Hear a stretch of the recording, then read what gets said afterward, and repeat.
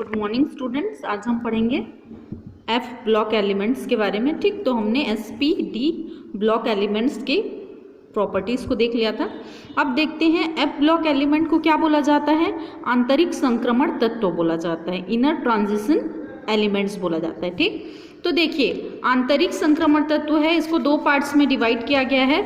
ये आपका जो लेंथेनॉइड है इसको बोला जाता है प्रथम आंतरिक संक्रमण तत्व, दूसरा है आपका द्वितीय आंतरिक संक्रमण तत्व। ठीक, टू पार्ट्स में उसको डिवाइड किया गया है एफ ब्लॉक को, ये लेंथेनॉइड एक्टिनॉइड। ठीक, तो देखिए क्या होता है, इसके अभिलक्षण देखेंगे। इसका जो सामान्य इलेक्ट्रॉनिक विन्यास है कुछ ऐसा होता है, और इसके जो अभिलक्षण है, इसके कैरेक्टर्स क्या हैं देख लेते हैं। एफ ब्लॉक तत्व जो होते हैं सभी क्या है, हैवी मेटल्स हैं।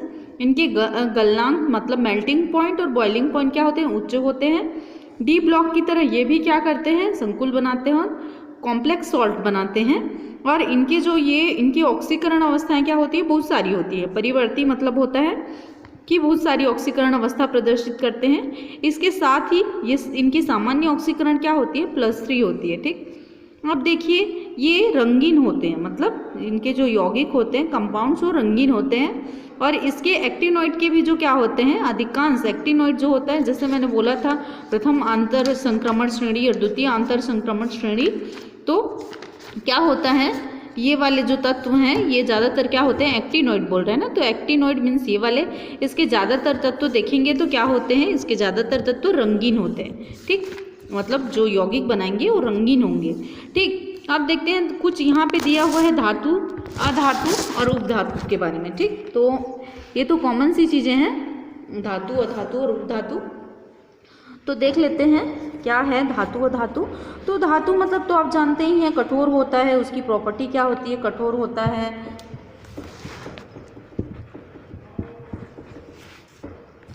धातु कठोर होता है, विद्युत का सुचालक होता है। ठीक, और उपधातु मतलब भी आप समझते होंगे कि उपधातु क्या होता है, विद्युत की कुचालक होती है, क्षणभंगुर होती है। तो ये तो आपने 9th क्लास में पढ़ा होगा। उपधातु देखते हैं, उपधातु का क्या होता है, धातु और अधातु दोनों के बीच का लक्षण होता है। मतलब धातु का भी कुछ लक्षण होगा, उपधातु का भी कुछ लक्षण होगा। मतलब both properties are present in सब मेटल्स। ठीक, तो ये हो गया हमारा धातु अधातु।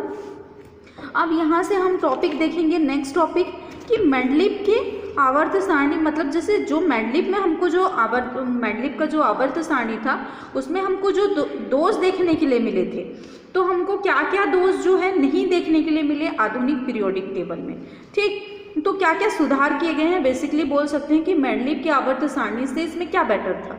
तो बेटर था इसमें अधिक परमाणु द्रव्यमान वाले तत्वों को कम परमाणु द्रव्यमान वाले तत्वों के पहले रखा जाना। ठीक, जैसे कि जिसका परमाणु द्रव्यमान क्या है, ज़्यादा है, उसको परमाणु द्रव्यमान के हिसाब से इसको अरेंज किया गया। ठीक, और परमाणु क्रमांक के हिसाब से भी अरेंज किया गया था। तो परमाणु द्रव्यमान क्या था, जो हैवी मेटल है वो पीछे आएगा, जो लाइट मेटल है वो पहले आएगा। ठीक, तो तत्वों को उनके द्रव्यमान के हिसाब से भी अरेंज किया गया था। ठीक, अब देखते हैं समस्थानिकों को स्थान।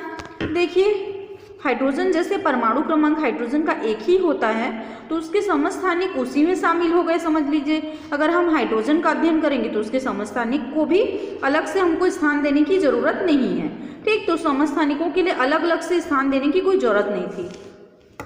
अब देखिए असमान गुणों वाले तत्वों का एक ही स्थान पर रखा जाना, मतलब कि ये बोला जा रहा है कि जो समान गुण वाले तत्व हैं उनको एक ही स्थान पे रखा जाना। जैसे कि देखिए अलग अलग रखा गया है, टॉपिक कुछ और बोल रहे हैं, पॉइंट कुछ है और लिखा इसमें कुछ गया है। मतलब कि ऐसा है कि जो समान गुण वाले तत्व हैं, जैसे कि हमने मेंडलीव पीरियोडिक टेबल में क्या पढ़ा था कि जो समान गुण वाले एलिमेंट्स हैं उसको भी एक एक समूह में न रख करके अलग अलग समूह में वर्ग में रख दिया गया था ना। तो इसमें क्या है कि इसको अलग अलग, जैसे इसका असमान गुण है, इसका असमान गुण है, तो दोनों को अलग अलग वर्गों में रखा गया। ठीक, अब देखिए उत्कृष्ट गैसों का स्थान, तो इसमें प्रॉपर एक क्या है,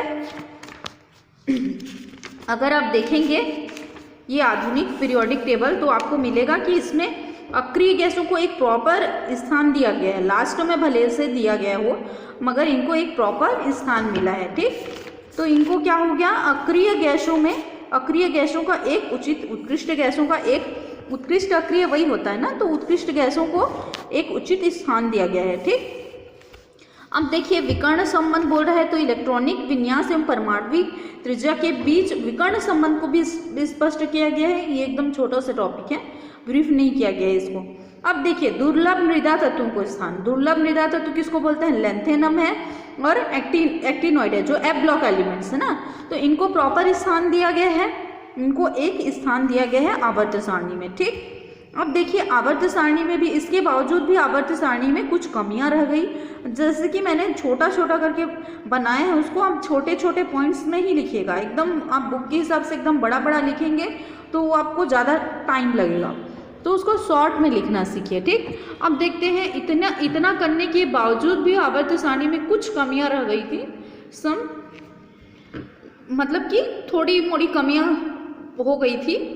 तो सम इफेक्ट्स, फर्स्ट है हाइड्रोजन और लैंथेनॉइड एक्टिनॉइड की स्थिति पूर्णतया निर्वात नहीं हो सकती, मतलब कि जो इनका स्थान है, जो इनको स्थान दिया गया है, तो पूरी तरीके से निर्विवाद नहीं है, कि पूरा उसको एक्सप्लेनेशन पूरा स्पष्ट नहीं है, कुछ न कुछ विवाद अभी भी है कि उनका स्थान ये होना चाहिए नहीं होना चाहिए, तो थोड़ा विवादपूर्ण है। ठीक, दूसरा देखते हैं समान गुण वाले कुछ तत्वों को अलग अलग रखा गया है। समान गुण हैं जैसे कॉपर और क्या है मरकरी, जैसे आपका है बैरियम और लेड, इनके गुण क्या है समान है, फिर भी इनको अलग अलग ग्रुप में रख दिया गया है। तो किसी न किसी थोड़ी बहुत तो कमियां होती ही हैं, बट अगर आपको कमियां पूछी जाए तो लिखनी ही पड़ेंगी ये।